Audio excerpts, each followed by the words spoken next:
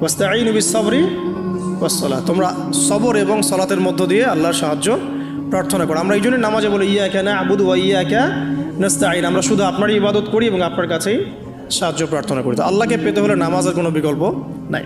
যে ব্যক্তি নামাজ পড়ে না, আল্লাহর সাথে তার কোনো সম্পর্ক নেই, নো কানেকশন। আপনি যে কোনো কিছু চাচ্ছেন, সেজদায় পড়ে আল্লাহর সামনে আত্মসমর্পণ করেই চাইতে হবে। ওয়াসজুদ ওয়াক্তারিব, আল্লাহ কি বলেছেন? সেজদা করো, নিকটবর্তী হও। তো ব্যাখ্যা অনেক করা যায়। নামাজ না পড়লে কিন্তু মানুষ কুফরিতে লিপ্ত হয়। যে ব্যক্তি মান তারাকা সালাতান মুতাআম্মিদান ফাকাদ কাফার, যে ব্যক্তি সালাতকে অস্বীকার করে, ফরজ নামাজকে অস্বীকার করে, সে ব্যক্তি কিন্তু কুফরিতে চলে যায়। ঠিক আছে। তারপরে বাইনা রজুলি ওয়া বাইনা শিরকি ওয়াল কুফরি তারকুস সালাহ, একজন মুমিন বান্দা এবং অমুসলিমদের মধ্যে পার্থক্যই নামাজ। নামাজের বিষয়ে অনেক কথা আমি আগেও বলেছি, আপনারা শুনেছেন, অন্য আলেমদের কাছেও শুনেছেন। এক বাক্যে নামাজ না পড়লে ইসলামের রশিটা কেটে যাবে। মুআজ বিন জাবালকে নবী সাল্লাল্লাহু আলাইহি ওয়াসাল্লাম বলেছেন যে যদি